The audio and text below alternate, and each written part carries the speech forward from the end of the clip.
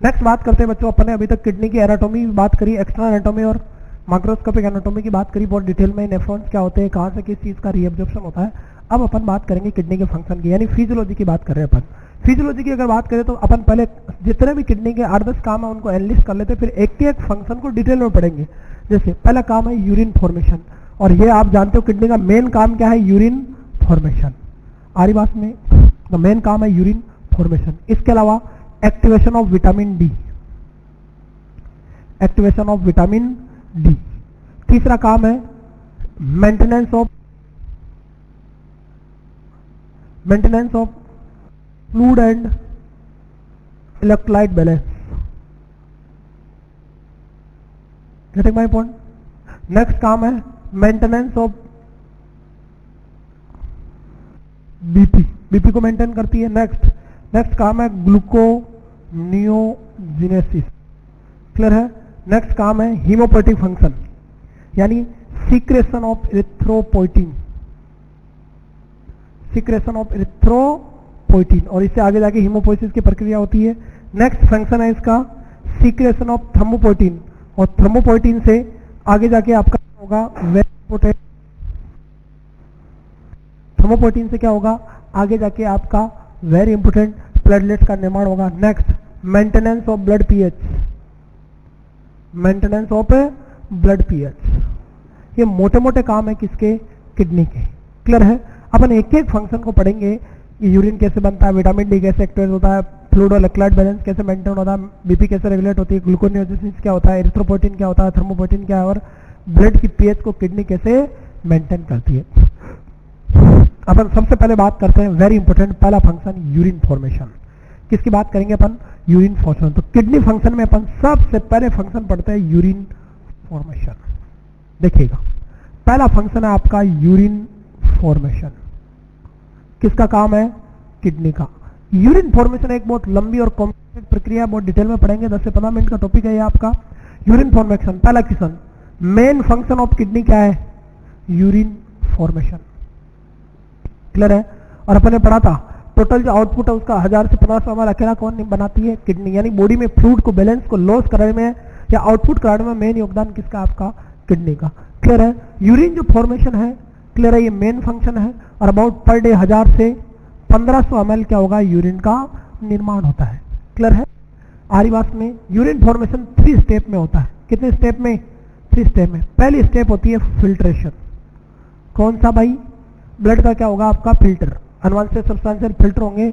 दूसरा उस फिल्ट्रेट में क्या होगा, सेलेक्टिव रीअब्जॉर्प्शन, दूसरा क्या होगा, सेलेक्टिव रीअब्जॉर्प्शन, और तीसरा होगा वेरी इंपॉर्टेंट ट्यूबुलर सीक्रेशन। इन तीनों प्रक्रिया के द्वारा आपका क्या होगा, यूरिन का formation. First process filtration, second process selective reabsorption, और तीसरा क्या होगा, ट्यूबुलर सीक्रेशन। इन तीनों प्रक्रिया के द्वारा आपका किसका निर्माण होगा, यूरिन का निर्माण होगा। तो देखिएगा अपन एक एक बार पढ़ते हैं कि सबसे पहले फिल्ट्रेशन कैसे होगा यूरिन फॉर्मेशन में। तो यूरिन फॉर्मेशन की पहली प्रोसेस क्या है बच्चों, फिल्ट्रेशन। क्या है, फिल्ट्रेशन। देखिएगा फिल्ट्रेशन क्या है, फिल्ट्रेशन पहली प्रोसेस क्या है, फिल्ट्रेशन। क्या लिखेंगे आप फिल्ट्रेशन में, it is first process of urine formation, it is first process of urine formation. क्या है आपका फर्स्ट प्रोसेस, क्या है यूरिन फॉर्मेशन की, वेरी इंपॉर्टेंट, क्या आपका यूरिन फॉर्मेशन की सबसे पहली प्रक्रिया क्या है, फिल्ट्रेशन। यानी जो ब्लड है वो ग्लोमेरुलस से फिल्टर होकर बाउमन कैप्सूल में जाएगा। अब बताइए कौन कौन सी चीजें हैं जो फिल्ट्रेशन के लिए जिम्मेदार है। ये क्वेश्चन आ चुका है कि यूरिन फॉर्मेशन की पहली प्रोसेस क्या है, तो फिल्ट्रेशन है, clear. Filtration is taking by 2 process. Filtration कितनी प्रोसेस से होगा, 2 प्रोसेस से। पहला फिल्ट्रेशन के लिए 2 कारण जिम्मेदार है। पहला afferent arteriole diameter is greater than efferent arterioles. अब मैंने पढ़ा था जो ब्लड लाती है ग्लोमेरुलस की तरफ उसे तो एफरेंट बोलते हैं, जो ले जाती है उसे क्या बोलते हैं, इफरेंट। अपने क्या पढ़ा था, अपन ने बात करी थी किसके बारे में, ये एफरेंट आर्टरियोल्स है। मैंने बनाया था डायग्राम बनाया तब भी बताया था कि एफरेंट आर्टरियोल्स का डायमीटर ज्यादा होता है। एफरेंट आर्टरियोल किसमें खुलेगी, छोटी छोटी कैपिलरीज में, जिन्हें क्या बोलेंगे आप, ग्लोमेरुलस। क्या बोलोगे, ग्लोमेरुलस। और ये जो ले जाने वाली है इन्हें क्या बोलेंगे, इफरेंट आर्टरियोल्स। क्या बोलोगे बच्चों, इफरेंट आर्टरियोल्स। अब देखिएगा इसका डायमीटर, एफरेंट का तो डायमीटर ज्यादा और इफरेंट का क्या है, कम, तो ब्लड आएगा तो ज्यादा लेकिन जाएगा क्या, स्लो। और फाइनली यहाँ पे ग्लोमेरुलस में क्या है, कैपिलरीज है, और कैपिलरीज क्या होती है आपकी, सिंगल लेयर। कैसी होती है, सिंगल लेयर। तो यहां से फिल्टर होगा, क्या होगा, फिल्टर होगा, और ये फिल्टर किस में जाएगा, बाउमन कैप्सूल में। फिल्टर किस में जाएगा, बाउमन कैप्सूल में। और ये जो फिल्ट्रेशन है ये पहली प्रक्रिया है किसकी, यूरिन फॉर्मेशन की फिल्ट्रेशन। और इसका पहला कारण क्या है, एफरेंट आर्टरियोल्स का डायमीटर ज्यादा है, किसकी वजह से, इफरेंट आर्टरियोल्स। तो फाइनली ग्लोमेरुलस से आपका ब्लड फिल्टर होगा, और ये जो प्रोडक्ट बनेंगे ये क्या कराएंगे, फिल्ट्रेट। क्या कराएंगे, फिल्ट्रेट कराएंगे। आरी बात में, इस फिल्ट्रेट में देखिएगा क्या होगा, मैक्सिमम वाटर होगा, सोडियम होगा, potassium, chloride, magnesium, cobalt, zinc, clear है, अमाइनो एसिड होंगे, वेरी इंपोर्टेंट, ग्लूकोज होगा आरी बात में। बट थोड़ा बहुत प्रोटीन भी हो सकता है, लेकिन कभी कभी होता है कभी नहीं होता है। बट क्या नहीं होगी, नोट, ना आरबीसी होगी, ना डब्ल्यूबीसी होगी, ना प्लेटलेट होगी। ये तीनों चीजें कभी भी फिल्टर नहीं होती है। फिल्ट्रेट में आपका पानी हो सकता है, सारे इलेक्ट्रोलाइट फिल्टर हो सकते हैं। इसके अलावा कुछ ड्रग्स फिल्टर होती है, कुछ ड्रग फिल्टर नहीं होती, कुछ ड्रग्स फिल्टर होती। कौन नहीं होती वो अगर आगे बात करेंगे, पर ब्लड सेल आपकी फिल्टर नहीं होती है। प्लाज्मा प्रोटीन फिल्टर हो भी सकता है, नहीं भी हो सकता है, लेकिन जनरली हो सकता है थोड़ा बहुत। यूं माने कि अपन प्राइट देंगे कि नहीं होता प्लाज्मा प्रोटीन फिल्टर आपका, क्लियर है। और ये जो फिल्ट्रेट का जो प्रोडक्ट है वो क्या कहलाता है, फिल्ट्रेशन का प्रोडक्ट फिल्ट्रेट। और ये फिल्ट्रेशन की जो दर है वो क्या कहलाती है, जीएफआर, ग्लोमेरुलर फिल्ट्रेशन रेट। और ये जीएफआर क्या है, अगर सिंपली डिफाइन करें, amount of fluid filter by glomerulus of both kidney in a minute is known a GFR. और नॉर्मल जो जीएफआर होती है वो आप जानते हैं 125 ml पर मिनट, या पर डे की पूछे तो 180 लीटर पर डे, क्लियर है। आरी बात में यहां पर मिनट कितना, पर मिनट कितना ब्लड आता है, 1350 ml दोनों किडनियों में, मेरी बात समझ रहे। उसमें से फिल्टर कितना होता है, 125 ml, यानी 1350 का मात्र कितना फिल्टर हो रहा है, 125%, 125 ml। तो बताइए फिल्ट्रेशन फ्रैक्शन कितना होता है, क्वेश्चन बन गया। फिल्ट्रेशन फ्रैक्शन यानी जितना ब्लड आ रहा है किडनी को उसमें से फिल्टर कितना हो रहा है, फिल्ट्रेशन फ्रैक्शन केवल 125 ml, यानी फिल्ट्रेशन फ्रैक्शन होता है आपका 15 से 20%। वेरी इंपॉर्टेंट, फिल्ट्रेशन फ्रैक्शन कितना, टोटल जो किडनी का ब्लड सप्लाई है उसका 125 ml पर मिनट फिल्टर है, यानी 1350 ml में से 125 ml फिल्टर हो रहा है। इसका मतलब समझे आप, फिल्ट्रेशन फ्रैक्शन कितना हो गया, 15 से 20%। ये क्वेश्चन आया अभी आरयूएचएस एमएससी एंट्रेंस में 2019 में। यहां तक कोई डाउट है।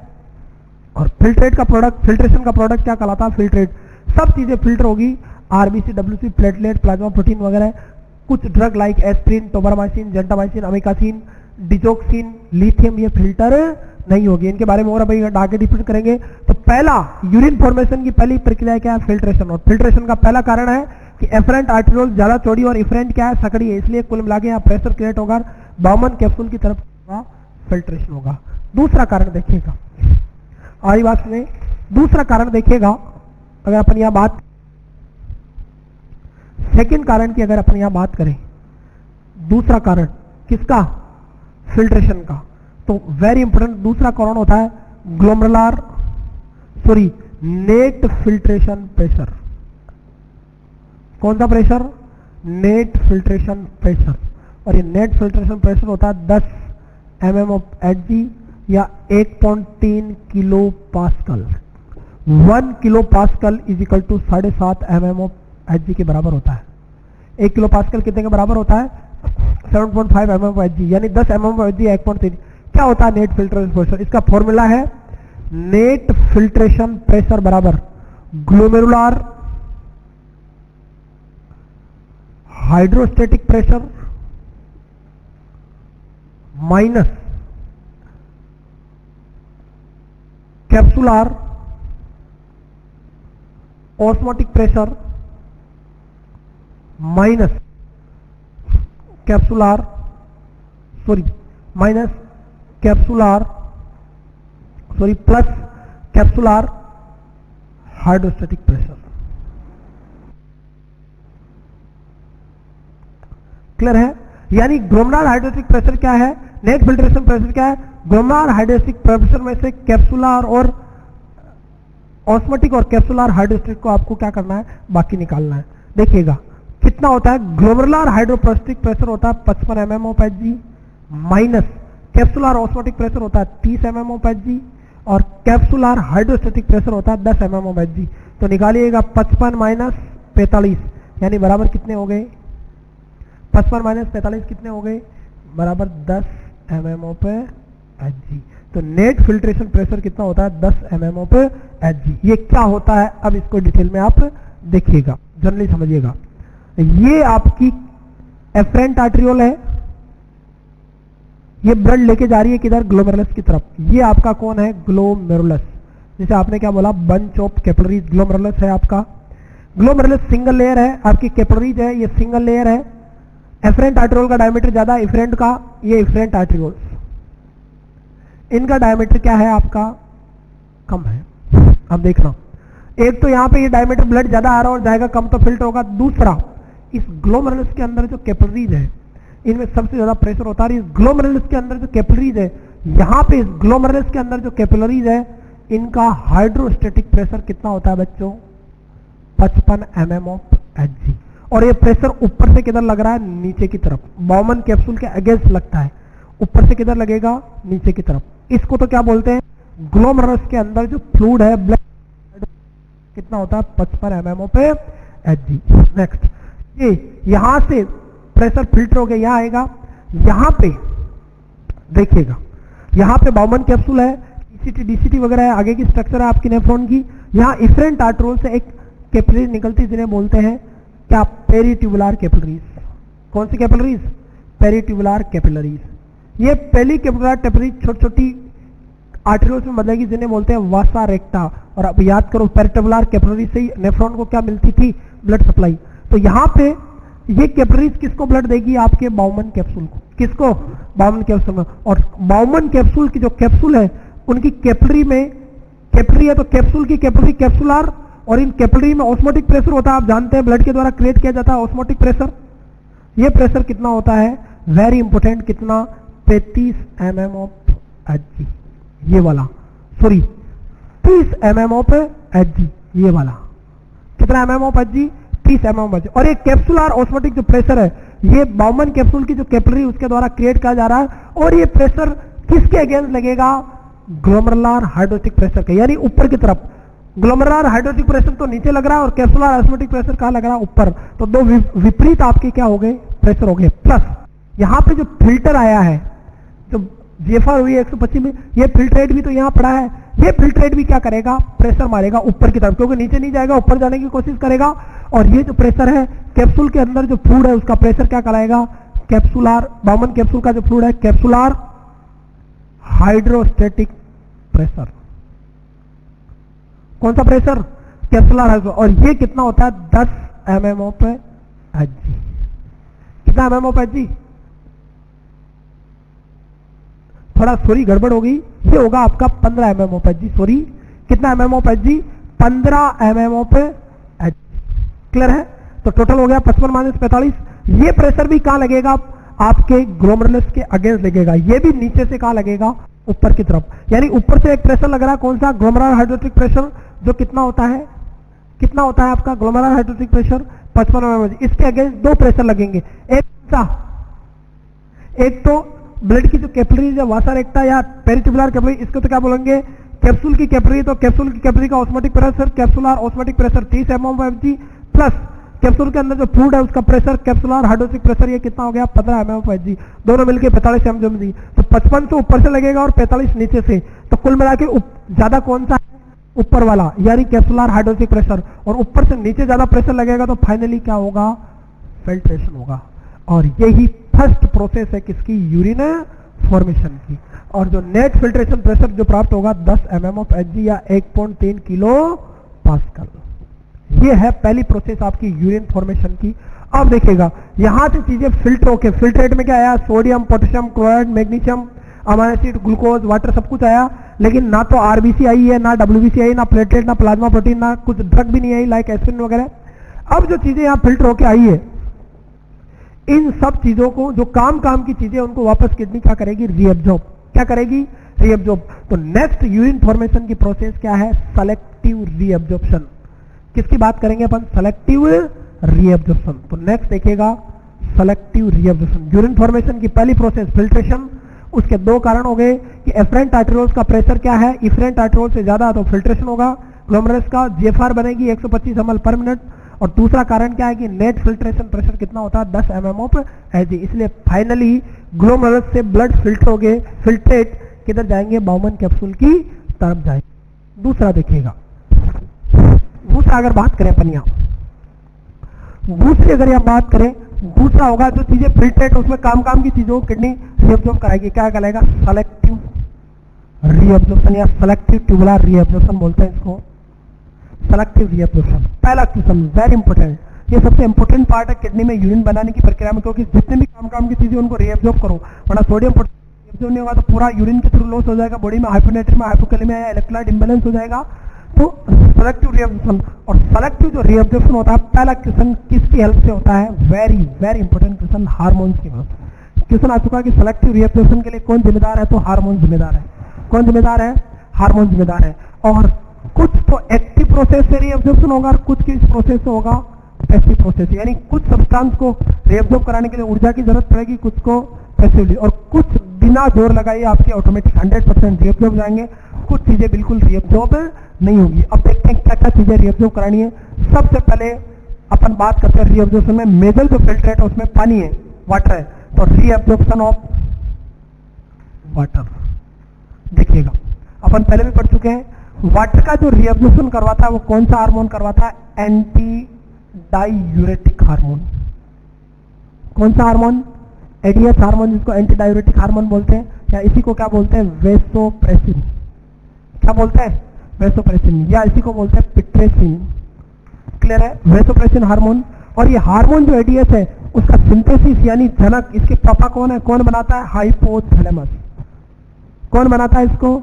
हाइपोथैलेमस। जबकि स्टोर या रिलीज कौन करती है? Posterior pituitary gland.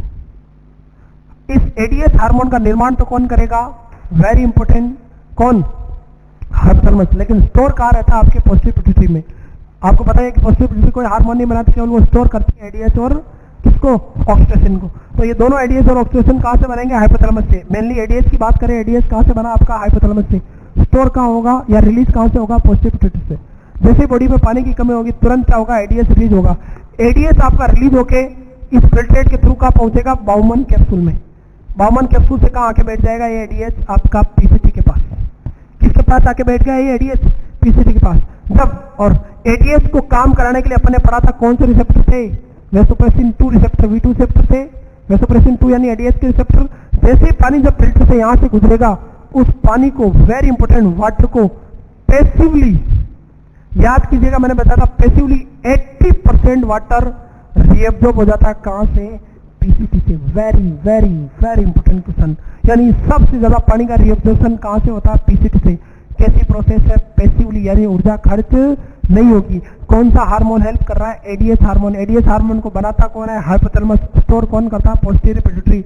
इसके लिए रिसेप्टर कौन से होते हैं? V2 receptor, vasopressin 2 receptor. Clear है? इसके अलावा 10% पानी कहां से रीअब्जॉर्ब होता है? लूप ऑफ हेनले में, specially descending loop of Henle में। फिर थोड़ा बहुत आपका डीसीटी से, थोड़ा बहुत कहां से रीअब्जॉर्ब होगा? डीसीटी से। और बचा कुचा 1-2 लीटर जो 180 लीटर फिल्ट्रेट हो रहा है उसमें 2-4 लीटर बचा कुचा कहां से होता है? जो अमाउंट जो शेष रहता है वो कहां से रीअब्जॉर्ब होता है? कलेक्टिंग ट्यूब से। इसलिए तो अपन ने पढ़ा था कि यूरिन को कंसंट्रेट कौन सी ट्यूब करती है? तो कौन सी? Collecting tube. इस तरह से पर डे आपका 180 लीटर फिल्टर होता है, उसमें से 99.5% पानी वापस क्या हो जाता है? रीअब्जॉर्ब। 180 का लगभग 99.5% पानी रीअब्जॉर्ब होता है। इसलिए केवल यूरिन कितना बनता है? 1 से 1.5 लीटर यूरिन बनता है पर डे। एवरेज 1200 ml के आसपास यूरिन बनता है। यानी 99.5% वाटर क्या होता है? रीअब्जॉर्ब। प्योर पैसिव प्रोसेस है, हार्मोन हेल्प एडीएच कर रहा है। क्लियर है? अगर आपकी बॉडी में एडीएच की कमी हो जाए तो वाटर का रीअब्जॉर्प्शन नहीं होगा, या वेसोप्रेसिन रिसेप्टर डैमेज हो जाए, या हाइपोथैलेमस में प्रॉब्लम हो तो एडीएच की कमी हो जाए। एडीएच की कमी होना बॉडी में डिक्रीज एडीएच कौन सी डिजीज कहलाती है? Diabetes insipidus. इसमें साइन सिम्टम में क्या होंगे? फीवर, पोलीयूरिया होगा। फीवर क्या होगा? पोलीयूरिया होगा पेशेंट को, क्योंकि एडीएस नहीं है तो वाटर रिएब्जॉर्ब नहीं होगा, पूरी बॉडी से पानी का लॉस होगा और आपकी जो यूरिन है वो बहुत पतला आएगा, वीक स्ट्रीम, आपकी जो लो स्पेसिफिक ग्रेविटी देखने को मिलेगी एडीएस में। इसके बारे में अपन डिजीज पोर्शन में बात करेंगे। और अगर ये एडीएस ज्यादा हो जाए, अगर एडीएस क्या हो जाए ज्यादा, तो वाटर का ज्यादा रिएब्जॉर्प्शन होगा, वीटू रिसेप्टर का हेल्प से ज्यादा रिएब्जॉर्ब, तो सिंड्रोम क्या कहलाता है? SIAD syndrome, syndrome of inappropriate ADH hormone secretion, जो अपन डिजीज पोर्शन में आगे डिस्कस करेंगे। तो पहला आपका सेलेक्टिव रिएब्जॉर्प्शन में हार्मोन की मदद से पहली चीज कैसी रिएब्जॉर्ब हुई? वाटर। और ये प्योर पैसिव होती है, कुछ चीजें एक्टिवली रिएब्जॉर्ब होती है, वाटर कैसे पैसिवली, और वाटर मेनली कहां से रिएब्जॉर्ब होता है? आपका पीसीटी से। क्लियर है? और यूरिन को कंसंट्रेट कौन करती है? सीटी। क्लियर है? दूसरा देखिएगा, दूसरा आपका जो मेन इलेक्ट्रोलाइट है उनको रिएब्जॉर्ब करने की प्रक्रिया पढ़ेंगे अपन। दूसरा रीएब्जॉर्प्शन ऑफ सोडियम, इसका रीएब्जॉर्प्शन ऑफ सोडियम। और सोडियम का रीएब्जॉर्प्शन के लिए आपने नाम सुना होगा, कौन सा हार्मोन करता है? Aldosterone hormone. कौन सा hormone? Aldosterone. Aldosterone is a type of मिनरलोकोर्टिकोइड। Clear है? ये जो एल्डोस्टेरोन है वो जोना ग्लोमेरुलोसा लेयर, कौन सी लेयर से? Zona glomerulosa layer of very important कौन सी gland? Adrenal gland. Adrenal gland या सुप्राएड्रिनल ग्लैंड होती है आपकी बॉडी में, उसकी 3 लेयर होती है। कोर्टेक्स, 2 पार्ट होते हैं, बाहर का कोर्टेक्स और अंदर का मेडुला। कोर्टेक्स की 3 लेयर होती है, बाहर की जोना ग्लोमेरुलोसा, फिर फेसिकुलेटा और रेटिकुलस। जो जोना ग्लोमेरुलोसा लेयर है वो क्या रिलीज करती है? मिनरलोकोर्टिकोइड। और मिनरलोकोर्टिकोइड का 90% हिस्सा कौन होता है? एल्डोस्टेरोन। ये एल्डोस्टेरोन हार्मोन आपका कहां से रिलीज होगा? एड्रिनल ग्लैंड से रिलीज होगा। ये ब्लड में मिलकर कहां पहुंचेगा? आपका फिल्ट्रेट के साथ किडनी के में।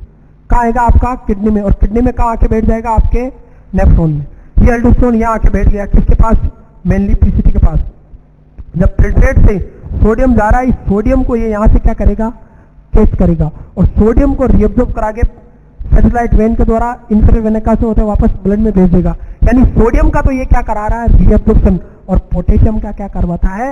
एक्सप्रेशन। क्लियर है? तो देखिएगा, रिएब्जॉर्प्शन ऑफ सोडियम कौन सा हार्मोन करवाता है? एल्डोस्टेरोन। यानी एल्डोस्टेरोन समानुपाती सोडियम। और जब एल्डोस्टेरोन का क्या काम है?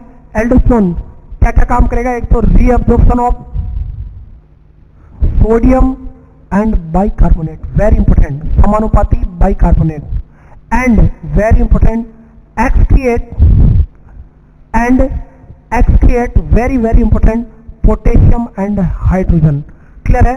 इसके अलावा जब सोडियम रीअब्जॉर्ब हो रहा है तो सोडियम अकेला रीअब्जॉर्ब नहीं हो रहा, तो रीअब्जॉर्प्शन ऑफ सोडियम बाइकार्बोनेट और साथ में किसका रीअब्जॉर्प्शन करवाएगा बच्चों? वाटर का। यानी एल्डोस्टेरोन का वैसे मेन रीअब्जॉर्प्शन है, लेकिन साथ में सोडियम अकेला। आप देखिएगा सोडियम के साथ पानी क्यों रिएब्जॉर्ब होगा?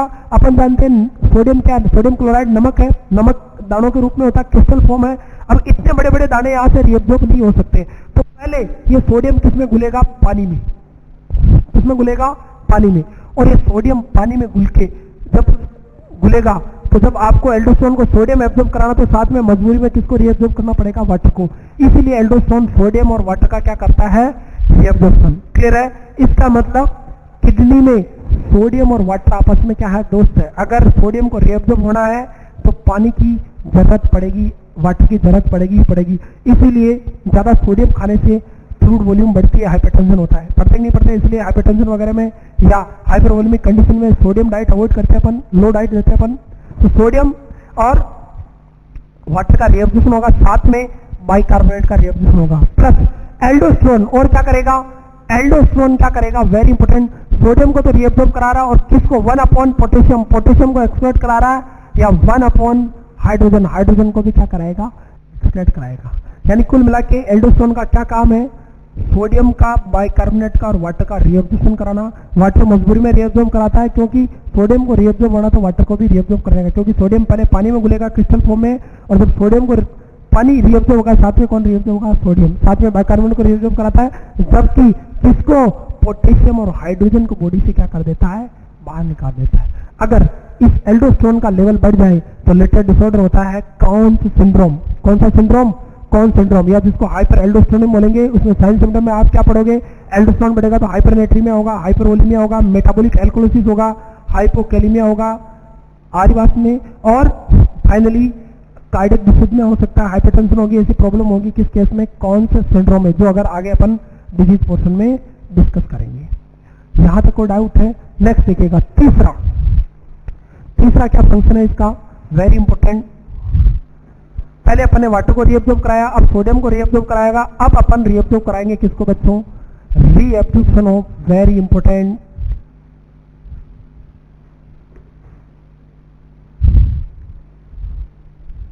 फंक्शन ऑफ किडनी में अपन यूरिन फॉर्मेशन पढ़ रहे हैं। यूरिन फॉर्मेशन की प्रोसेस चल रही है आपकी। पहला फंक्शन जो मेन फंक्शन है यूरिन फॉर्मेशन फंक्शन में, पहला फिल्ट्रेशन होगा, दूसरा सेलेक्टिव रीअब्जॉर्प्शन पढ़ रहे हैं। सेलेक्टिव रीअब्जॉर्प्शन में पहले अपन ने वाटर को रीअब्जॉर्ब कराया, अब फिर सोडियम को, अब अपन करेंगे reabsorption of potassium, very important mineral body में सोडियम पोटेशियम। तो अपन नेक्स्ट रीअब्जॉर्ब किसको कराएंगे, रीअब्जॉर्प्शन ऑफ पोटेशियम।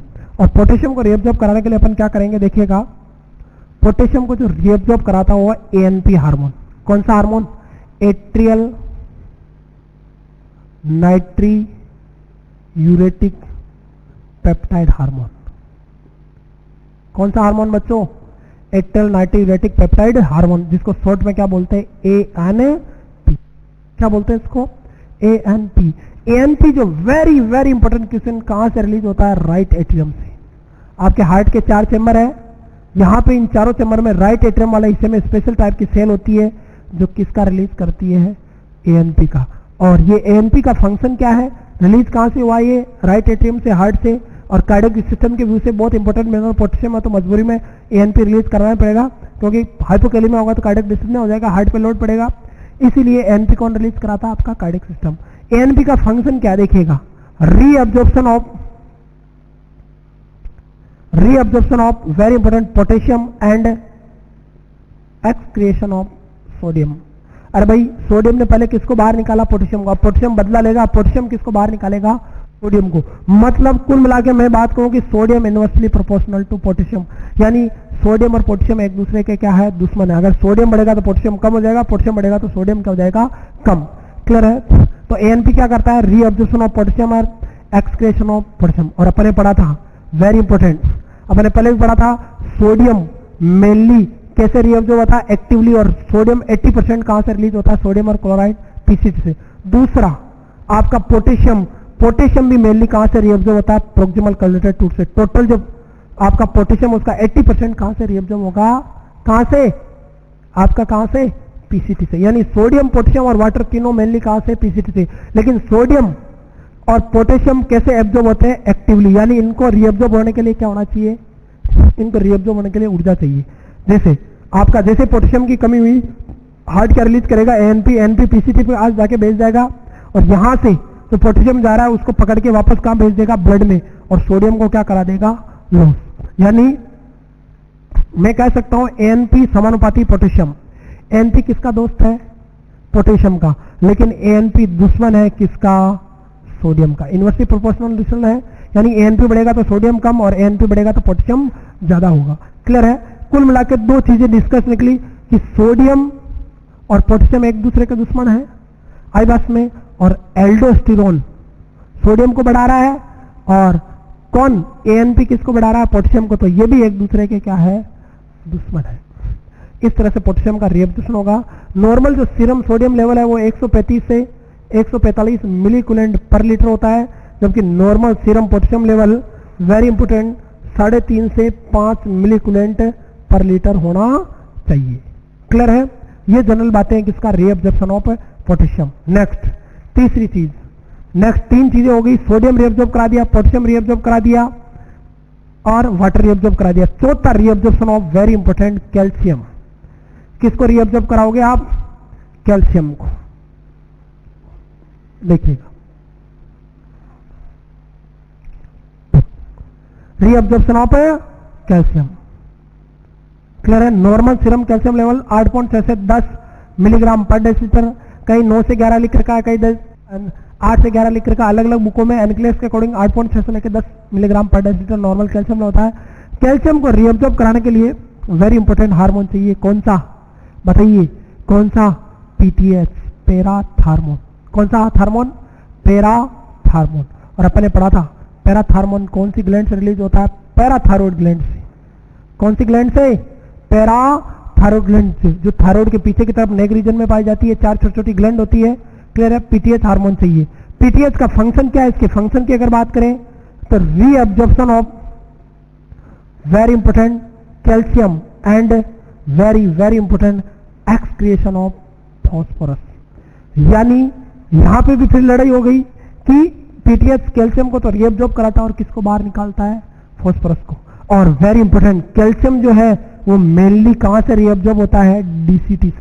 लिखा था अपन ने डीसीटी जब पढ़ी थी नेफ्रॉन में कि जो कैल्शियम है मेनली कहां से रीअब्जॉर्ब होता है, डीसीटी से रीअब्जॉर्ब होता है। यानी आई बात में, और ये कैसी प्रोसेस है, एक्टिव प्रोसेस, यानी कैल्शियम को रीअब्जॉर्ब होने के लिए एनर्जी की जरूरत पड़ेगी। क्लियर है, यहाँ पे जो कैल्शियम है, यानी फॉर्मूला हो गया पीटीएच समानुपाती कैल्शियम, यानी बॉडी में पीटीएच बढ़ेगा तो calcium level, serum calcium level बढ़ेगा, और पीटीएच बढ़ेगा तो किसका लेवल कम हो जाएगा, फॉस्फोरस का, यानी PTH inversely proportional to phosphorus.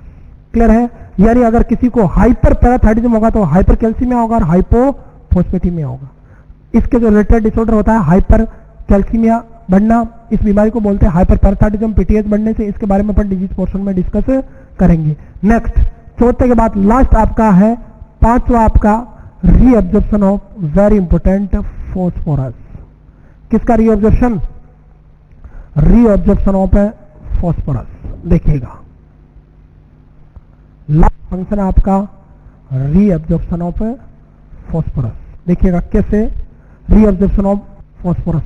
और normal serum phosphorus level very important होता है 2.6 से 4.7 मिलीग्राम पर डेसीलीटर। एनक्लेक्स की वैल्यू है ये, बाकी और अलग बुक में अलग अलग हो सकता है। 2.6 से 4.7 मिलीग्राम पर डेसीलीटर नॉर्मल सीरम फॉस्फोरस लेता है। इसको जो रीअब्जॉर्ब कराता है उस हार्मोन का नाम है कैल्सीटोनिन हार्मोन। अरे कौन सा हार्मोन बच्चों, कैल्सीटोनिन हार्मोन। ये कैल्सीटोनिन जो हार्मोन है वो थायराइड ग्लैंड से रिलीज होता है, वेरी वेरी इंपॉर्टेंट ग्लैंड। कौन से ग्लैंड से, थायराइड ग्लैंड। थायराइड ग्लैंड अपन जानते हैं सबसे बड़ी एंडोक्राइन ग्लैंड है आपकी बॉडी में। क्लियर है, जिसका वजन लगभग 25 से 30 ग्राम है। थायराइड ग्लैंड बटरफ्लाई शेप जो नेक रीजन में होती है। थायराइड ग्लैंड में क्या बड़ी बड़ी सेल होती है, इन सेल को क्या बोलते हैं, फॉलिकुलर सेल। कौन सी सेल बच्चों, फॉलिकुलर सेल। इन फॉलिकुलर सेल के द्वारा तो T3 और T4 हार्मोन बनता है, जो अपन एंडोक्राइन सिस्टम में डिटेल में डिस्कस करेंगे कैसे बनता है। मोनोआयोडाइड, डाइओडाइड, ट्राइओडाइड, T4 कैसे निर्माण होता है, टायरोसिन की हेल्प से, आयोडीन हार्मोन। इन सेल के बीच में छोटी छोटी सेल पाई जाती है। इन छोटी छोटी सेल को क्या बोलते हैं, पैराफोलिकुलर सेल। कौन सी सेल, पैराफोलिकुलर। और यही पैराफोलिकुलर सेल किस हार्मोन का रिलीज करती है, कैल्सीटोनिन का। Very very important question, calcitonin is release by, तो कौन सी सेल के द्वारा, parafollicular cell of thyroid gland. कोई डाउट है, इसका फंक्शन क्या है कैल्सीटोनिन का।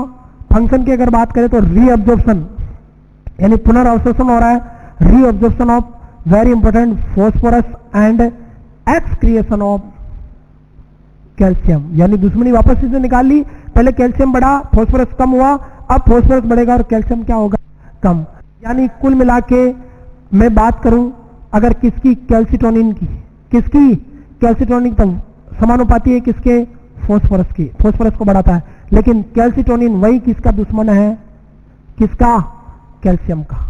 मेरी बात समझ रहे, यानी मैं कह सकता हूं calcium inversely proportional to phosphorus.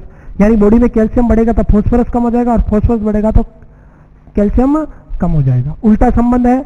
और या फिर इससे एक बात और सिद्ध हो रही है, कैल्सीटोनिन तो सॉरी पीटीएच, कैल्सीटोनिन, और एक इस बात से सीक्रेट सिद्ध हो रही है कि पीटीएच किसको बढ़ाता है, कैल्शियम को, तो फॉस्फोरस को कौन बढ़ाता है, कैल्सीटोनिन। तो ये भी एक दूसरे के क्या हो गए, दुश्मन हो गई, एक दूसरे के क्या हो गए, दुश्मन। यानी PTH inversely proportional to 1 upon calcitonin. इस तरह से 5 मेजर चीजों का सेलेक्टिवली क्या होता है, रीअब्जॉर्प्शन होता है। इसके अलावा अपन ने पढ़ा था वाटर प्योरली एडीएच की मदद से पैसिवली, इसके अलावा अपन ने पढ़ा था। और यहां पे आपका जो बात करें किसकी, फॉस्फोरस की, फॉस्फोरस भी मेनली कहां से रीअब्जॉर्ब होता है, डिस्टल कन्वर्टेड ट्यूब से, यानी वाटर पीसीटी से, सोडियम पीसीटी से, और क्लोराइड पीसीटी से और पोटेशियम पीसीटी से। जबकि कैल्शियम और फास्फोरस एक दूसरे के दुश्मन है, लेकिन दोनों रिएब्जॉर्ब कहां से होते हैं? आपके वेरी इंपॉर्टेंट डीसीटी से। क्लियर है हमारी बात में?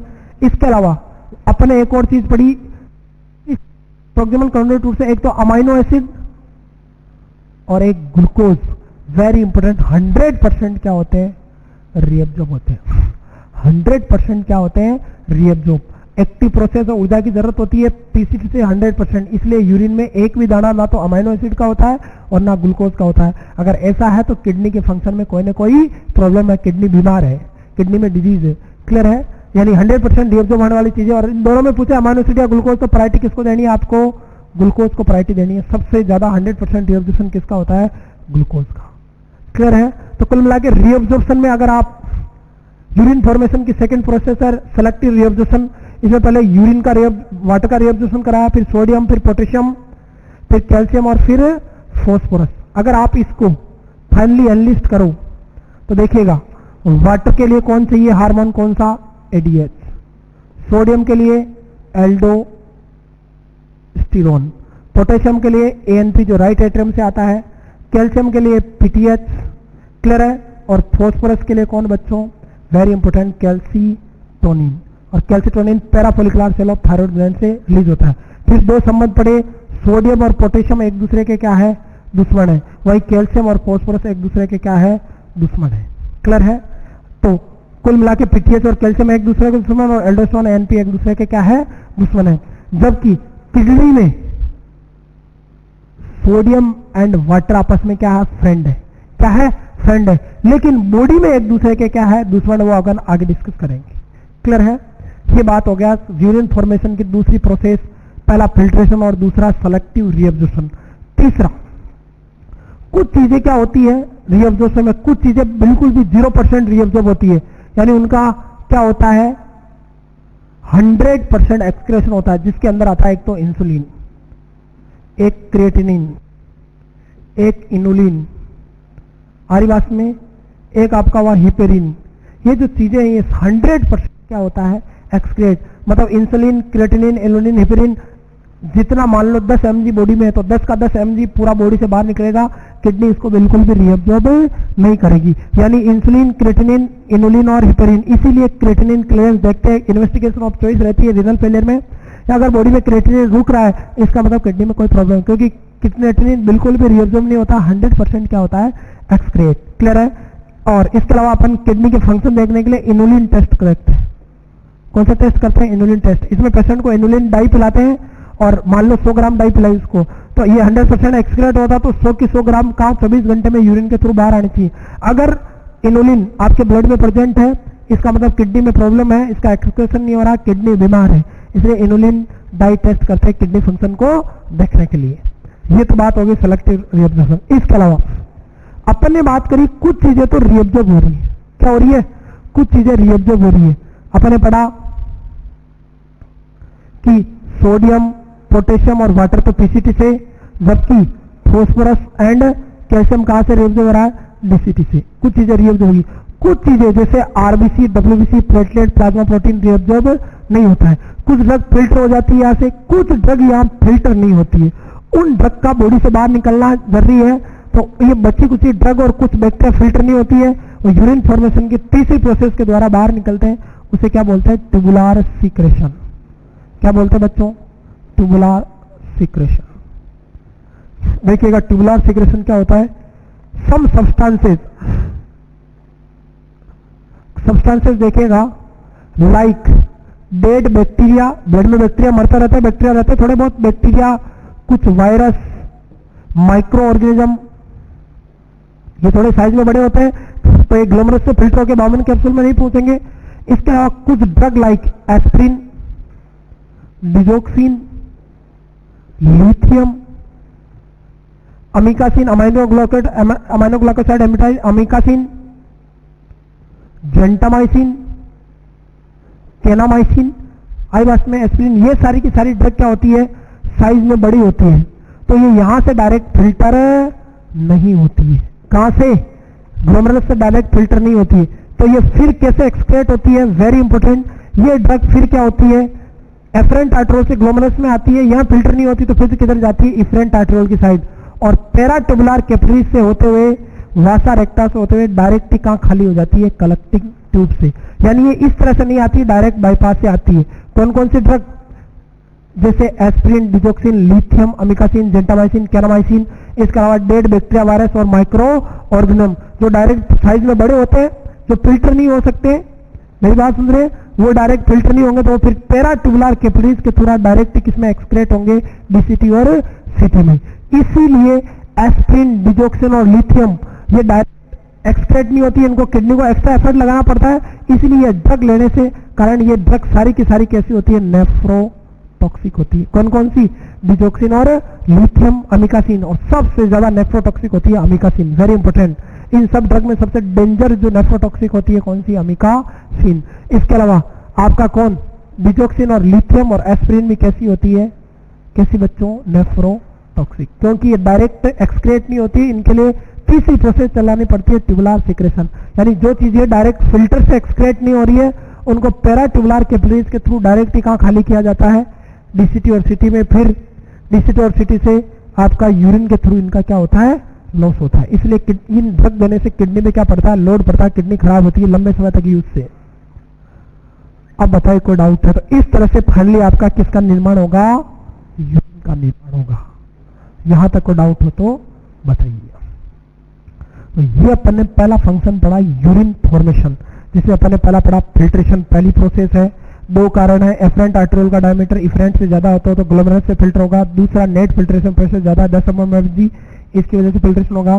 दूसरा अपन ने फंक्शन पढ़ा किडनी का, यूरिन फॉर्मेशन की दूसरी प्रोसेस पड़ेगी सेलेक्टिव रिएब्जॉर्प्शन, उसमें वाटर का रिएब्जॉर्प्शन पढ़ा, सोडियम, पोटेशियम, फॉस्फोरस और कैल्शियम का रिएब्जॉर्प्शन पढ़ा। फिर उसके बाद में ट्यूबुलर सिक्रेशन। इस तरह से यूरिन का क्या होता है, निर्माण होता है। नेक्स्ट उसके बाद अगर बात करें अपन, दूसरा किडनी का फंक्शन है मेंटेनेंस ऑफ बॉडी बीपी। कौन करती है, किडनी। देखिएगा मेंटेनेंस ऑफ बॉडी बीपी कौन करती है, आपकी किडनी। देखिएगा आपकी बॉडी में स्ट्रेस, स्ट्रेस का मतलब लव फेलियर नहीं होता है यहाँ कि प्यार मोहब्बत नहीं मिले तो आप फेल हो गए, स्ट्रेस हो गया, या जॉब नहीं मिल रही है, नर्सिंग ऑफिसर नहीं बन रहे हो, साल भर से पढ़ाई कर रहे हो, ऐसे स्ट्रेस नहीं बोलते। स्ट्रेस, बॉडी का स्ट्रेस क्या होता है, जैसे बॉडी में हाइपोटेंशन हो, बीपी क्या हो आपकी कम हो, टैकीकार्डिया हो, या आपका हाइपोनेट्रीमिया हो, या पोटेशियम इम्बैलेंस हो। क्लियर है, ब्लड की जो ऑस्मोलिटी है वो इंक्रीज हो, किसकी ऑस्मोलिटी, ब्लड ऑस्मोलिटी इंक्रीज हो, ये सब बॉडी के लिए क्या स्ट्रेस कंडीशन है। तो जैसे बॉडी में हाइपोटेंशन या स्ट्रेस होगा तो किडनी को क्या होगा, blood supply decrease, blood supply to kidney, यानी कुल मिला के किडनी क्या होगी, हाइपोक्सिक। अरे होगी कि नहीं होगी, क्यों, क्योंकि अगर बॉडी में हाइपोटेंशन है या बॉडी में हाइपोवोलीमिया है, क्या बच्चों, हाइपोवोलीमिया है, अगर बॉडी में ब्लड ही कम है तो किडनी को ब्लड कम मिलेगा, तो फाइनली किडनी क्या होगी, हाइपोक्सिक।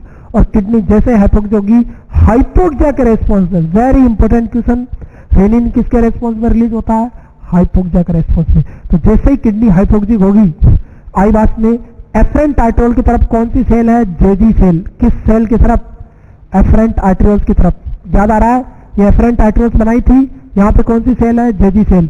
ये जेजी सेल हाइपोक्सिया के रेंज में क्या सिंगल एन वाला क्या रिलीज करेगी, रेनिन। क्लियर है, ये जो रेनिन है ये आपका एक प्रोटीन है, ग्लोबुलिन प्रोटीन का एक टाइप है। ये रेनिन आपका जैसे रिलीज होगा, ये रेनिन तुरंत कहाँ आ जाएगा, ब्लड में, और ब्लड से घूमता घूमता ये रेनिन किसके पास जाएगा, आपके लीवर के पास। किसके पास, लिवर के पास। लिवर ने ऑलरेडी एक ग्लोबुलिन प्रोटीन सिंथेसिस कर रखा है, उसका नाम है एंजियोटेंसिनोजन। इस प्रोटीन का नाम क्या बच्चों, एंजियोटेंसिनोजन। ये एंजियोटेंसिनोजन प्रोटीन है जो किस तरह का प्रोटीन है, ग्लोबुलिन प्रोटीन है, जो किसके द्वारा सिंथेसिस करके ऑलरेडी तैयार पड़ा है आपके लीवर में। जैसे रेनिन रिलीज होगा, ये रेनिन भागा भागा ब्लड से लीवर के पास जाएगा, और लीवर में जो एंजियोटेंसिन है उसको धो धुआ के इस एंजियोटेंसिन को किसमें बदल देगा, एंजियोटेंसिनोजन फर्स्ट में। यानी रेनिन एंजियोटेंसिनोजन को किसमें कन्वर्ट करता है, एंजियोटेंसिन फर्स्ट, एजी फर्स्ट में। क्या बोलते हैं इसको, एजी फर्स्ट में। तो आपका रेनिन के प्रभाव में किडनी ने पहले क्या किया, एजी फर्स्ट बनाया। फिर ये एजी फर्स्ट ब्लड से घूमता घूमता पल्मोनरी कैपिलरी किसके पास जाएगा, यानी लंग्स के पास जाएगा जब ब्लड, या पीसीटी के पास जाएगा। तो pulmonary capillary, very important question, pulmonary capillaries कौन सी कैपिलरीज, लंग की कैपिलरी कौन सी, पल्मोनरी कैपिलरीज 80% एंड पीसीटी 20%। ये दोनों एक एंजाइम रिलीज करेगी जिसका नाम है एंजियोटेंसिनोजन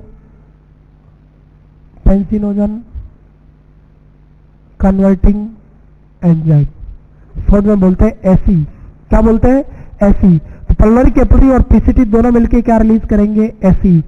एसी क्या करेगा, ब्लड में एंजियोटेंसिनोजन फर्स्ट बना हुआ है उसको धो धुआ के किसमें बदल देगा, एंजियोटेंसिनोजन सेकेंड में। किसमें, एंजियोटेंसिनोजन। यानी कहां से शुरू करें, बॉडी में हाइपोवोलेमिया हुआ, किडनी हाइपोक्सी हुई तो जेजी सेल ने क्या रिलीज किया, रेनिन। किडनी को हाइपोक्सिया का कैसे पता चला, याद करो मैंने बताया था जेजी अपैरेटस कि जैसे हाइपोवोलेमिया होगा, हाइपोनेट्रीमिया होगा तो मैकुला डेंसा स्टिमुलेट होगा, मैकुला डेंसा मैसेज किसको देगा, मैसेंजर सेल को। मैसेंजर सेल किसको कहेगी, जेजी सेल को। जेजी सेल तुरंत क्या करेगी, रेलिन। रेलिन क्या करेगा, लीवर में एक प्रोटीन पड़ा एंजियोटेंसिन, उसको किसमें बदलेगा, एंजियोटेंसिन फर्स्ट में। फर्स्ट को ऐसी एंजाइम किसमें बदलेगा, सेकंड में। सेकंड भागा भागा जाके किस पे काम करेगा, एड्रिनल कोर्टेक्स पे। एड्रिनल ग्लैंड जो है उसके कोर्टेक्स पे काम करेगा और वहां से क्या रिलीज कराएगा, एल्डोस्टेरोन हार्मोन। वही फॉर्मूला आ गया, कौन सा हार्मोन, एल्डोस्टेरोन हार्मोन। और ये एल्डोस्टेरोन हार्मोन क्या करेगा, वेरी इंपोर्टेंट, सोडियम का एंड वाटर का क्या करेगा, रीअब्जॉर्प्शन और पोटेशियम का एक्सक्रेशन। वो अभी थोड़ी देर पहले पढ़ा था अपन ने। ये एल्डोस्टेरोन क्या करेगा, सोडियम का रीअब्जॉर्प्शन प्लस ये एजी सेकंड क्या करता है, एक तो एड्रिनल कोर्टेक्स से एल्डोस्टेरोन सीज कराता है, दूसरा ये वेसोकॉन्स्ट्रिक्शन कराता है। क्या कराएगा बच्चों, वेसोकॉन्स्ट्रिक्शन। और तीसरा ये एंजियोटेंसिन थर्ड बनाता है। एंजियोटेंसिन सेकंड के, एंजियोटेंसिन सेकंड के 3 काम है। एक तो एंजियोटेंसिन थर्ड बनाना, ये भी बीपी बढ़ाता है, एग्जैक्ट मैक्सिमम अननोन है लेकिन बीपी बढ़ाता है थर्ड। दूसरा ये वेसोकॉन्स्ट्रिक्शन करता है और अगर ब्लड वेसल्स कॉन्स्ट्रिक्ट होगी तो यहाँ पे हाइपरटेंशन की जगह क्या होगा, हाइपरटेंशन। और अपने को बीपी को बढ़ाना है कि नहीं बढ़ाना, बीपी को मेंटेन करना है तो वेसोकॉन्स्ट्रिक्शन होगा तो बीपी बढ़ेगी। प्लस आपकी बॉडी में हाइपोवोलेमिया, हाइपोवोलेमिया को कैसे ठीक करेगा, एंजियोटेंसिन क्या रिलीज कराएगा, एल्डोस्टेरोन। एल्डोस्टेरोन सोडियम और वाटर का क्या कराएगा, रीअब्जॉर्प्शन। और सोडियम और वाटर रीअब्जॉर्ब होगा तो फ्लूइड वॉल्यूम रिस्टोर होगी कि नहीं होगी। जब फ्लूइड वॉल्यूम बढ़ जाएगी, ब्लड वेसल्स नैरो हो जाएगी तो फाइनली बीपी क्या हो जाएगी, मेंटेन। तो आपका किडनी क्या कर रही है, बीपी मेंटेन कर रही है। इसको क्या बोलते हैं, R renin angiotensinogen aldosterone system, RAS system. Renin angiotensinogen aldosterone system नाम में सब कुछ रखा है। रासलीला चलेगी, मतलब रेनिन रिलीज होगा, फिर एंजियोटेंसिन बनेगा, फिर एल्डोस्टेरोन रिलीज होगा, आपकी बीपी क्या होगी, मेंटेन।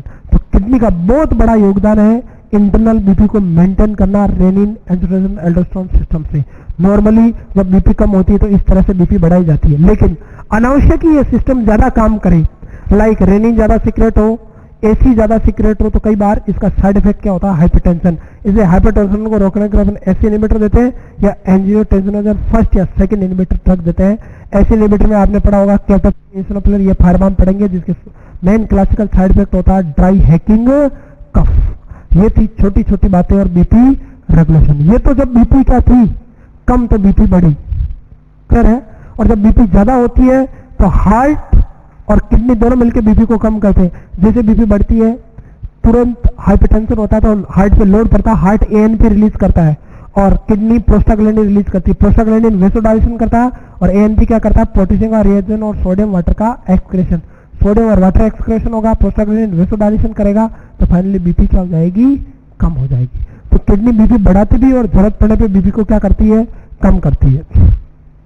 तो ये दूसरा फंक्शन हो गया मेंटेनेंस ऑफ बीपी किस सिस्टम के द्वारा, रेनिन एंजियोटेंसिनोजन एल्डोस्टेरोन सिस्टम, जिसको अपन बोलते हैं रास लीला।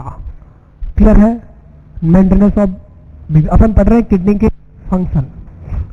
किसके फंक्शन बच्चों, रीनल फंक्शन पढ़ रहे हैं अपन। क्लियर है। तो 2 फंक्शन पढ़ लिए, एक तो मेन फंक्शन यूरिन फॉर्मेशन और दूसरा मेन फंक्शन यूरिन फॉर्मेशन। तीसरा activation of vitamin D, activation of vitamin D. ये भी काम किसका है बच्चों, किसका काम है, किडनी का।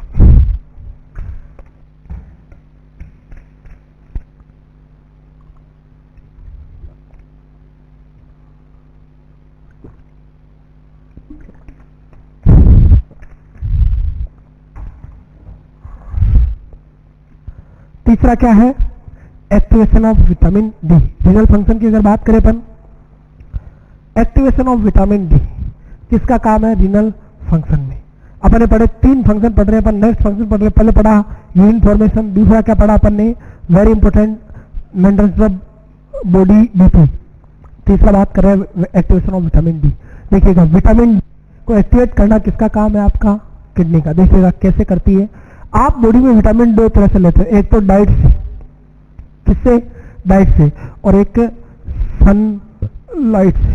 अब सनलाइट से कैसे मिलती है, मुंह फाड़ के बैठ जाओ आते रहेगी, ऐसा नहीं है। डाइट से आपने जैसे विटामिन डी का रिचर सोर्स है हेब्रेड fish, sorry cod liver oil, cod नाम की एक फिश होती है, उसका ऑयल रिचर सोर्स है आपने डाइट में।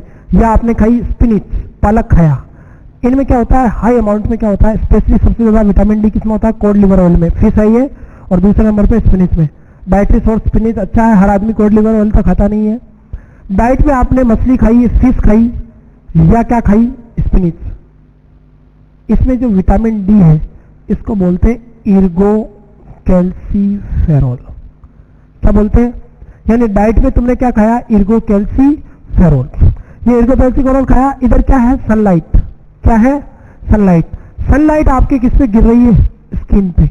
स्किन की जो एपिडर्मिस है उसकी 5 लेयर होती है, पहली, दूसरी, तीसरी, स्ट्रेटम, जर्मिनेटम, कॉर्नियम वगैरह पढ़ते हो आप। चौथी लेयर होती है स्ट्रेटम जर्मिनेटम। जो एपिडर्मिस की 5 लेयर है उसमें चौथी लेयर कौन होती है, जर्मिनेटम, और 5वीं लेती है स्ट्रेटम स्पॉन्जियोसम। इन दोनों लेयर में क्या होता है, डाइहाइड्रो कोलेस्ट्रॉल होता है, यानी आपकी स्किन में क्या है, कोलेस्ट्रॉल। जैसे ही सूर्य की किरणें इस कोलेस्ट्रॉल पे पड़ेगी, सूर्य की किरणें, सन रेज इस कोलेस्ट्रॉल पे पड़ेगी, और बेस्ट सनरेज एक्सपोजर टाइम होता है सुबह 8 से 10 बजे के बीच। अच्छा विटामिन डी मिलता है। जैसे ही सनलाइट इस स्किन पे पड़ेगी, स्ट्रेटम जर्मिनेटम और स्ट्रेटम स्पॉन्जियोसम लेयर पे, एपिडर्मिस पे, तो यहाँ का डाइहाइड्रो जो कोलेस्ट्रॉल है वो सनलाइट की प्रेजेंट में किसमें बदलेगा, वेरी इंपॉर्टेंट, किसमें बदलेगा, वेरी इंपॉर्टेंट, इर्गो कैल्सीफेरॉल में। किसमें, इर्गो कैल्सीफेरॉल में। और इसी को क्या बोलते हैं, विटामिन D2। सॉरी यहाँ पे थोड़ा गलत है, इसे बोलते हैं कोली कैल्सीफेरॉल। डाइट से जो अपन विटामिन डी खाते हैं उसे क्या बोलते हैं, कोली कैल्सीफेरॉल। यानी तुमने फिश खाई या स्पिनिच खाया या विटामिन डी युक्त लाइट खाई, तो इसके अंदर क्या होता है, कोली कैल्सीफेरॉल। जबकि सनलाइट से डाइहाइड्रो कोलेस्ट्रॉल पे जब सनलाइट पड़ती है तो क्या बनता है, कोली कैल्सीफेरॉल विटामिन D2। ये दोनों कोली कैल्सीफेरॉल और ये दोनों बनने के बाद ब्लड में आएंगे, और ब्लड से भागे भागे किसके पास जाएंगे, लिवर के पास। किसके पास, लिवर के पास। यहाँ पे कोलेस्ट्रॉल फर्स्ट नाम का एक एंजाइम काम करेगा, और इन दोनों को लिवर धो धुआ के दोनों के किसमें बदल देगा, डाइहाइड्रो कोली कैल्सी 25 डाइहाइड्रो कोली कैल्सीफेरॉल में बदल देगा। कौन, लिवर। यानी डाइट से तुमने कैल्सीफेरॉल खाया और सनलाइट से जो इर्गो कैल्सीफेरॉल विटामिन D2 पड़ा, ये दोनों लिवर के पास जाएंगे, और लिवर इसको क्या बना देगा, 25 डाइहाइड्रो कोली कैल्सीफेरॉल, या शॉर्ट में बोलते हैं 25 DHCC डाइहाइड्रो कोली कैल्सीफेरॉल। ये अभी तक विटामिन डी अपने काम का नहीं है। फिर ये विटामिन डी भागा भागा किसके पास जाएगा, किडनी के पास। किसके पास, किडनी में। किडनी में ये ग्लोमेरुलस है, एफरेंट आर्टेरियोल्स है, और किडनी में कहा जाएगा ये भागा भागा, वेरी इंपॉर्टेंट, पीसीटी में। कहां पे, पीसीटी में। इधर से एक हार्मोन आता है, पीटीएच हार्मोन। कौन सा हार्मोन, पीटीएच। पीसीटी पे पीटीएच हार्मोन है, यहां से कौन जा रहा है, विटामिन ये 25 DHCC। इस पीसीटी की जगह तो कौन देगी, किडनी में पीसीटी, कौन देगी, पीसीटी। और हार्मोन कौन सा, पैराथ हार्मोन। ये दोनों मिलके इस 25 डाइहाइड्रो कोलेस्ट्रॉल को धो धुआ के किसमें बदल देंगे, किसमें बदलेंगे, 1,25 डाइहाइड्रो कोली कैल्सीफेरॉल, या इसी को बोलते हैं vitamin D3। Is a very very important question, active form of vitamin D. Clear है। इस तरह से विटामिन डी को एक्टिवेट करती है, और विटामिन डी कैल्शियम को क्या कराता है, reabsorb. Directly vitamin D kidney calcium के रीअब्जॉर्प्शन में हेल्प तो नहीं कर रही है, रीअब्जॉर्ब तो करा रही है सॉरी, बट विटामिन डी को भी क्या कर रही है, एक्टिवेट। और विटामिन डी कैल्शियम का क्या कराता है, एब्जॉर्प्शन जीआईटी से। क्लियर है। इसीलिए जब किडनी फेल होती है तो बॉडी में विटामिन डी की कमी हो जाती है, और विटामिन डी की कमी होने से हाइपोकैल्सीमिया होता है। यानी कैसे पढ़ा आपने, विटामिन डी को कैसे activation of vitamin D kidney कर रही है। आपने क्या खाया, फिश या स्पिनिच वगैरह या विटामिन डी युक्त डाइट खाई, उसमें उस डाइट में विटामिन डी किस फॉर्म में होता है, कोलिकैल्सिफेरॉल में। सनलाइट आपकी स्किन के एपिडर्मिस के चौथी और पांचवी लेयर स्ट्रेटम, जर्मिनेटम और स्पॉन्जियोसम पे गिरेगी। वहां पे स्किन में अंदर कोलेस्ट्रॉल फैट है, उस कोलेस्ट्रॉल को सनलाइट किसमें बदलेगी, इर्गोकैल्सिफेरॉल में, जिसको विटामिन D2 बोलते हैं। ये अभी एक्टिव नहीं है। ये दोनों कोलिकैल्सिफेरॉल और विटामिन D2 दोनों किसके पास जाएंगे, लीवर में। लीवर इसको 25 डाइहाइड्रोकोलिकैल्सिफेरॉल में बदलेगा 25 DHC में। फिर ये किसके पास जाएगा, किडनी की पीसीटी के पास। पीसीटी पे वहां पे एक हार्मोन ऑलरेडी बैठा है, पैराथार्मोन। पीटीएच और पीसीटी दोनों मिलके इस 25 डाइहाइड्रोकोलिकैल्सिफेरॉल को किसमें बदलेगी, 125 डाइहाइड्रोकोलिकैल्सिफेरॉल या विटामिन डी को। And this is the active form of vitamin D. ये विटामिन डी वही है जिसको सनशाइन विटामिन बोलते हैं, पुअर मैन विटामिन बोलते हैं। और यही विटामिन डी गैस्ट्रिक कैंसर की रिस्क को भी क्या करता है, आपके कम करता है। तो तीसरा फंक्शन हो गया activation of vitamin D. Next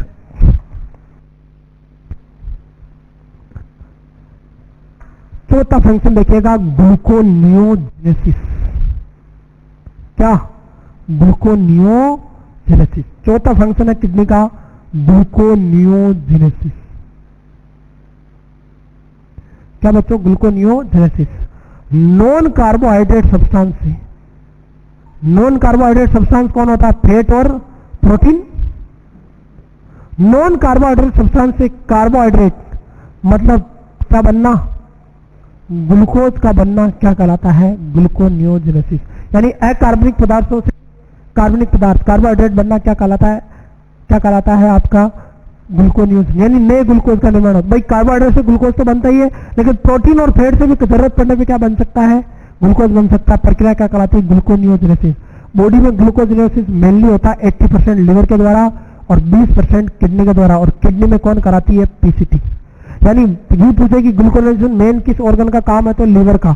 लेकिन लीवर नहीं दे रहा तो फिर प्रायोरिटी क्या जाएगी, किडनी। किडनी की पीसीटी में क्या होते हैं, कुछ सब्सटेंसेस पाए जाते हैं जो प्रोटीन को किसमें बदलते हैं, ग्लूकोज में। फॉर एग्जांपल एक एलेनिन नाम का अमाइनो एसिड होता है, इसमें एक ट्रांस अमाइनेशन की प्रोसेस चलती है और ये एलेनिन जरूरत पड़ने पे किसमें बदल जाता है, ग्लूकोज में। यानी अमाइनो एसिड यानी प्रोटीन किसमें बदला, ग्लूकोज में। इस प्रक्रिया को क्या बोलते हैं, ग्लूकोनियोजेनेसिस। मेन ग्लूकोजेनेसिस किसके द्वारा होता है, लिवर के द्वारा। और सेकंड मोस्ट कॉमन आपका किसका, किडनी के द्वारा। और किडनी में कौन जगह देती है, आपकी पीसीटी। क्लियर है। इसीलिए जब किडनी फेल हो जाती है तो ग्लूकोनियोजेनेसिस की प्रोसेस रुक जाती है। इसीलिए renal failure, chronic renal failure में साइन सिम्टम में आपको हाइपोग्लाइसीमिया देखने को मिलेगा। क्लियर है। क्या देखने को मिलेगा, हाइपोग्लाइसीमिया। नेक्स्ट देखिएगा, secretion of erythropoietin. Very important question. Next function क्या किडनी का, सीक्रेशन ऑफ इरिथ्रोपोइटिन। किसका काम है, किडनी का। अपने पढ़ा किडनी के एफरेंट आर्टरियोल्स की तरफ कौन सी सेल होती है, जेजी सेल। कौन सी सेल बच्चों, जेजी सेल। एक तो हाइपोक्सिया के रेनिन रिलीज किया और दूसरा क्या रिलीज करती है, इरिथ्रोपोइटिन। तो kidney very important, release erythropoietin. ये क्वेश्चन बहुत इंपॉर्टेंट है। और किडनी में कौन सी सेल, जेजी सेल। फिर क्वेश्चन बनता है ये किधर आती है, तो एफरेंट आर्टरियोल्स की तरफ होती है जेजी सेल। क्लियर है। Kidney release erythropoietin. और इरिथ्रोपोइटिन वेरी वेरी इंपॉर्टेंट किसके रेस्पॉन्स में, रीनल हाइपोक्सिया में। बॉडी में ब्रेन में कितनी भी ऑक्सीजन की कमी हो जाए इरिथ्रोपोइटिन रिलीज होगा, नहीं होगा। लेकिन किडनी में किसी भी कारण से ऑक्सीजन की कमी होगी तो किडनी हाइपोक्सिक होगी और खुद को बचाने के लिए तुरंत क्या रिलीज करेगी, इरिथ्रोपोइटिन। ये इरिथ्रोपोइटिन ब्लड में आएगा, ब्लड से कहा जाएगा, बोन मेरो में। और बोन मेरो में जाके किसका सिंथेसिस करवाएगा, आरबीसी का। मतलब किडनी आरबीसी बनाने में क्या करवाती है, हेमोपोइटिक फंक्शन है किसका, किडनी का। क्लियर है। किडनी कुल मिला के आपकी क्या बनाती है, आरबीसी बनाने में हेल्प करती है। कौन सा हार्मोन रिलीज करती है, इरिथ्रोपोइटिन। और इरिथ्रोपोइटिन आरबीसी सिंथेसिस कराता है बोन मेरो से, वो आप ब्लड में पढ़ेंगे डिटेल में कैसे करवाता है। क्लियर है। यानी कुल मिला के किडनी आपके ब्लड बनाने में योगदान देती है। अगर रीनल फेलियर होगा तो साइन सिम्टम में आपको देखने को मिलेगा एनीमिया, और एनीमिया होगा तो क्या होगा, फटीग और वीकनेस। तो रीनल फेलियर में फटीग और वीकनेस होगी, एनीमिया होगा, सोडियम पोटेशियम इम्बैलेंस होगा, अभी थोड़ी देर पहले पढ़ा हाइपोग्लाइसीमिया होगा, क्योंकि किडनी फेल हो जाएगी तो ग्लूकोनियोजेनेसिस नहीं होगा। क्लियर है आई बात में। इसलिए रीनल फेलियर में एनीमिया को रोकने के लिए अपन इंजेक्शन इपोप्रोटीन के इंजेक्शन लगाते हैं, इपोगन, जिसका मेन साइड इफेक्ट होता है सीवियर हेडेक। अगर आपको किडनी के सारे फंक्शन पढ़ा है तो क्रोनिक रीनल फेलियर अपन 5 मिनट में पढ़ लेंगे, बहुत इजी टॉपिक है। आप बस एनाटॉमी में फोकस कीजिएगा, डिसऑर्डर में सोल्व कर देंगे अपन। नेक्स्ट देखिएगा, छठा फंक्शन, सीक्रेशन ऑफ थ्रोम्बोपोएटिन। कौन सा हार्मोन, थ्रोम्बोपोएटिन हार्मोन। जिस तरह से एरिथ्रोपोएटिन हार्मोन होता है वैसे थ्रोम्बोपोएटिन। हालांकि 80% थ्रोम्बोपोएटिन किसके द्वारा रिलीज होता है, लिवर के द्वारा, यानी मैक्सिमम थ्रोम्बोपोएटिन कौन रिलीज करता है, लिवर, और 20% पीसीटी रिलीज करती है किडनी की, यानी 20% थ्रोम्बोपोएटिन कौन रिलीज करता है, किडनी। ये थ्रोम्बोपोएटिन जैसे एरिथ्रोपोएटिन आरबीसी बनाता है वैसे थ्रोम्बोपोएटिन क्या बनाता है, प्लेटलेट्स। अरे क्या बनाता है बच्चों, प्लेटलेट्स। आ रही बात में। हालांकि मेन प्लेटलेट्स बनाना का, थ्रोम्बोपोएटिन बनाने का काम लिवर का है, लेकिन थ्रोम्बोपोएटिन 20% कहां से रिलीज होता है, किडनी से। यानी कुल मिला के किडनी प्लेटलेट्स निर्माण में भी क्या करती है, हेल्प। अगर रीनल फेलियर होगा तो थ्रोम्बोसाइटोपेनिया हो जाएगा। तो अब डिसऑर्डर पढ़ेंगे, सीआरएफ, वहां पे साइन सिम्टम पढ़ेंगे, थ्रोम्बोसाइटोपेनिया, जीआई ब्लीडिंग हो जाएगी, उसकी वजह से एपिस्टेक्सिस होगा। ऐसे सिम्टम देखने को मिलते हैं किसके अंदर, रीनल फेलियर में, क्योंकि किडनी कौन सा हार्मोन रिलीज करती है, थ्रोम्बोपोएटिन। हालांकि मेन कहां से रिलीज होता है, ये लिवर से। नेक्स्ट, उसके बाद अगर अपन यह बात करें, नेक्स्ट फंक्शन है very important, maintenance of blood pH. Very very important question, ये भी किसका काम है, किडनी का। क्लियर है, अपने पता किडनी क्या करती है, याद करो, असेंडिंग लूप ऑफ हेनले और सीटी से जरूरत पड़ने पे किडनी बाइकार्बोनेट का तो क्या करती है, रीअब्जॉर्प्शन, और हाइड्रोजन का क्या करती है, हाइड्रोजन का क्या करती है, एक्सक्रीशन। तो जब आपकी बॉडी में मेटाबॉलिक एल्कोलिसिस होगा तो बाइकार्बोनेट को बाहर निकाल देगी और हाइड्रोजन को रोक लेगी, और जब एसिडोसिस होगा तो हाइड्रोजन को बाहर निकाल देगी और बाइकार्बोनेट को रोक लेगी। यानी कुल मिला के kidney metabolic acidosis and metabolic alkalosis को मेंटेन करती है। रेस्पिरेटरी से ज्यादा किडनी का लेन देना नहीं है। एसिड बेस दो तरह के होते हैं, एक रेस्पिरेटरी और एक मेटाबॉलिक। रेस्पिरेटरी को तो कौन मेंटेन करता है, लंग्स, जबकि मेटाबॉलिक एसिडोसिस या अल्कोलिसिस को कौन मेंटेन करता है, आपका किडनी। और लास्ट फंक्शन अपने पढ़ा था maintenance of fluid and electrolyte balance, तो पूरे टॉपिक में पढ़ रहे हैं। किडनी आपका फ्लूइड बैलेंस करती है, ज्यादा होती है तो यूरिन को लॉस कराती है, सोडियम ज्यादा तो सोडियम को कम होती है, पोटेशियम ज्यादा तो पोटेशियम को करती है। लास्ट फंक्शन है maintenance of fluid and electrolyte imbalance. These all are the function of kidney. तो आज अपन ने पूरे दिन जो डिस्कस किया है वो डिस्कस किया है मेन किस टॉपिक पे बच्चों, फ्लूइड एंड इलेक्ट्रोलाइट बैलेंस कैसे मेंटेन होता है, बीपी कैसे मेंटेन होती है, किडनी की क्या स्ट्रक्चर है और किडनी के क्या फंक्शन है। क्लियर है, क्या फिजियोलॉजी क्या एनाटॉमी है। अगर आपको फिजियोलॉजी और एनाटॉमी आती है, डिसऑर्डर अपन चुटकियों में सोल्व करेंगे, आप खुद बताओगे आगे आगे। Thank you so much.